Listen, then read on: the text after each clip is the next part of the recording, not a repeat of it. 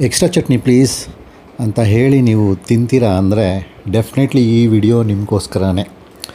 ಸ್ನೇಹಿತರೆ, ಬನ್ನಿ ನೋಡೋಣ ಒಗ್ಗರಣೆ ಹಾಕಿರೋ ತೆಂಗಿನಕಾಯಿ ಚಟ್ನಿ ಹೇಗೆ ಮಾಡೋದು ಅಂತ. ಪ್ರೋಸೆಸ್ ಅಂತೂ ತುಂಬ ಸಿಂಪಲ್ಲು, ಟೇಸ್ಟ್ ಮಾತ್ರ ಅಷ್ಟೇ ಅದ್ಭುತ. ಇದನ್ನು ಮಾಡಿ ತಿಂದರೆ ನನ್ನಂಥ ಚಟ್ನಿ ಲವರ್ ಅಂತೂ ಮೇನ್ ದೋಸೆ ಇಡ್ಲಿ ಬಿಟ್ಬಿಟ್ಟು ಚಟ್ನಿನ ಬ್ಯಾಟಿಂಗ್ ಮೇಲೆ ಬ್ಯಾಟಿಂಗ್ ಮಾಡ್ತಾಯಿರ್ತೀನಿ.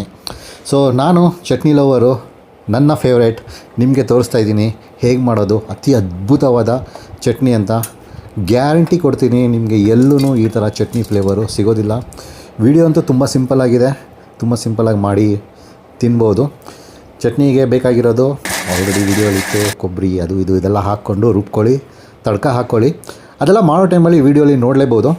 ನೀವು ನಿಮ್ಮ ಸ್ನೇಹಿತರು, ಫ್ರೆಂಡ್ಸು, ಸಂಬಂಧಿಕರು, ಫ್ಯಾಮಿಲಿಯಲ್ಲಿ ಯಾರಾದರೂ ಜಸ್ಟ್ ಚಟ್ನಿನ ದೋಸೆನೋ ಇಡ್ಲಿಗೆ ಜಸ್ಟ್ ಚಟ್ನಿಗೆ ಹಿಂಗೆ ತೋರಿಸಿ ತಿನ್ನೋರಿದ್ದಾರೆ ಸ್ನೇಹಿತರೆ. ಆ ಥರ ನೀವು ನೋಡಿದರೆ ಎಷ್ಟು ಜನ ಇದ್ದಾರೆ ಅಂತ ಕಮೆಂಟ್ ಮಾಡಿ ಹೇಳ್ತೀರಾ.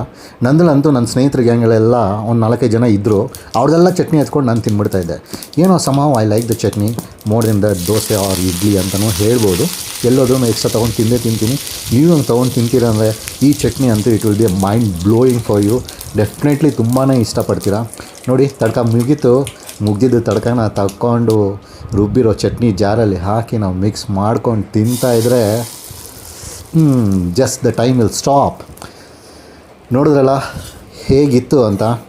ನೀವು ಮಾಡಿ ತಿಂದು ಹೇಳಿ ಹೇಗಿತ್ತು ಅಂತ. ಜೊತೆಗೆ ಯಾರ್ಯಾರು ಚಟ್ನಿ ದರ್ಶನ ಮಾಡಿ ತಿನ್ನೋರು ಅಂತ ಹೇಳ್ತಾರಲ್ಲ, ಅಂಥದ್ದು ಕಮೆಂಟ್ ಮಾಡಿ ಹೇಳಿ. ತುಂಬ ಮಸ್ತ್ ಮಜಾ ಮಾಡಿ ಸ್ನೇಹಿತರೆ. ನಿಮ್ಮ ಅಚ್ಚುಮೆಚ್ಚಿನ ಫುಡ್ಸ್ ಮೆಮೊರಿ ಚಾನಲ್ನ ಸಬ್ಸ್ಕ್ರೈಬ್ ಮಾಡಿ, ಶೇರ್ ಮಾಡಿ, ಲೈಕ್ ಮಾಡಿ. Thank you for watching. Siya.